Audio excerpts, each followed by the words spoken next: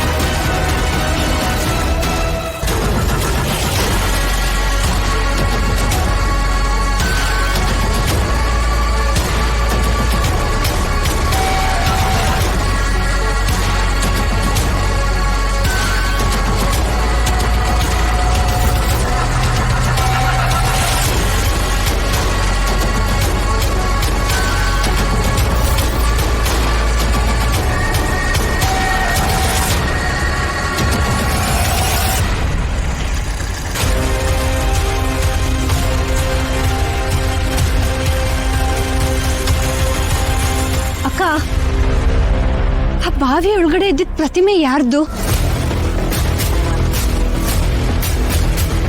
ಅಕ್ಕ, ಆ ಪ್ರತಿಮೆ ಯಾರ್ದು ಅಂತ ನಿನಗೆ ಗೊತ್ತಿಲ್ವಾ? ನೀನ್ ಹೇಳಲೇಬೇಕು. ಆ ಕಾಲುಂಗ್ರ ನಮ್ಮನ್ನ ಇಲ್ಲಿವರೆಗೂ ಯಾಕೆ ಕರ್ಕೊಂಬಂತು? ಪ್ರತಿಮೆ ಇರೋ ಬಾವಿನ ನಮಗೆ ಯಾಕೆ ತೋರಿಸ್ತು? ಆ ಪ್ರತಿಮೆ ಯಾರ್ದು? ಶರತ್, ಶಾನ್ವಿ ಸುಮ್ಮನೆ ನಗಾಡ್ತಿದ್ಲು ಅಷ್ಟೇ. ನಿನ್ಗೆ ಆಕ್ವರ್ಡ್ ಅನ್ಸಿದ್ರೆ ಐ ಆಮ್ ಸಾರಿ.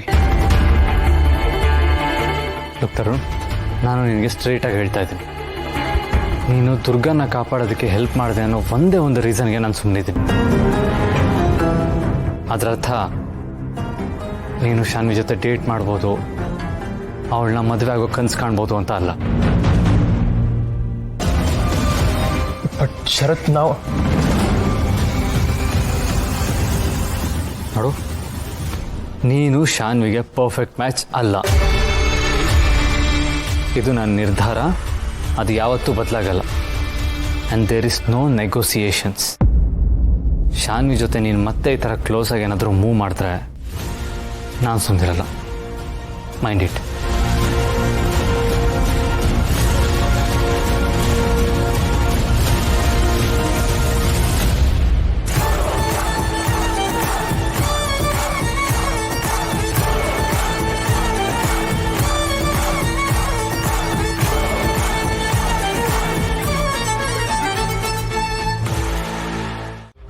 ಏನ್ ದುರ್ಗಾ, ಮನೆ ಎಲ್ಲ ಘಮಘಮ ಅಂತ ಇದೆ, ಅಡುಗೆ ಎಲ್ಲಿಗೆ ಬಂತು? ಬಸ್ಸು ರಸಂ ಕುದೀತಿದೆ, ಇನ್ನೇನು ಆಗೋಗುತ್ತೆ. ಓಹೋ, ಇವತ್ತಿನ ಸ್ಪೆಷಲ್ ರಸಮ್ಮಾ?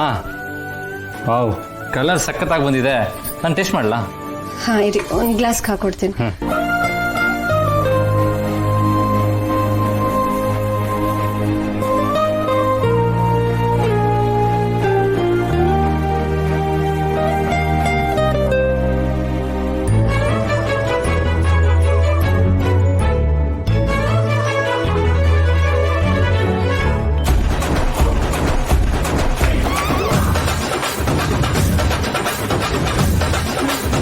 ಏನಾಯ್ತು ಬಾಸು, ಯಾಕೆ ಸುಮ್ಮನಾದ್ರಿ?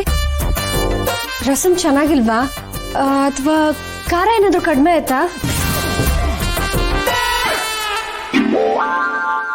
ಹೌದಾ, ಥ್ಯಾಂಕ್ಸ್ ಬಾಸು. ಓ, ಪುಟ್ ಮೇಡಮ್ ಇವತ್ತು ವಿಡಿಯೋ ಕಾಲ್ ಮಾಡ್ತೀನಿ ಅಂದಿದ್ಲು. ಅವಳೇ ಫೋನ್ ಮಾಡಿರ್ಬೇಕು. ನಾನು ಹೋಗಿ ಮಾತಾಡ್ಕೊಂಬರ್ತೀನಿ.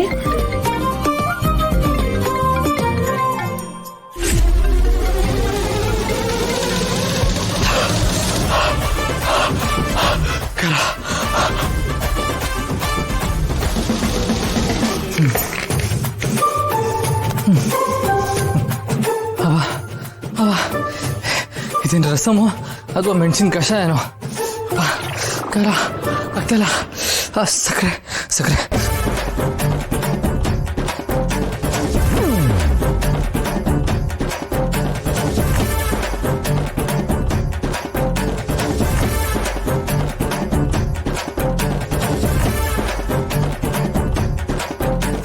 ಇದೇನಿದು ಇಷ್ಟೊಂದು ಖಾರ ಹಾಕ್ಬಿಟ್ಟಿದ್ದಾಳಲ್ಲ?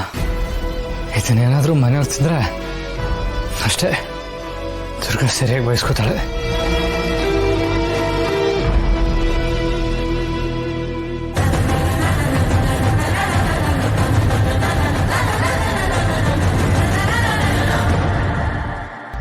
ದುರ್ಗಾ ಯಾವಾಗಲೂ ಅಡುಗೆಲಿ ಪರ್ಫೆಕ್ಟ್ ಇರೋಳು. ಇವತ್ತು ಇಷ್ಟೊಂದು ಮೈ ಮರ್ತಿರೋದಕ್ಕೆ ಕಾರಣ ಏನಿರ್ಬೋದು? ಅವಳ ತಲೆಯಲ್ಲಿ ಏನೋ ದೊಡ್ಡ ವಿಷಯ ಓಡ್ತಾ ಇದೆ. ಅವಳಿಗೇನೋ ಮುಚ್ಚಿಡ್ತಾ ಇದ್ದಾಳೆ.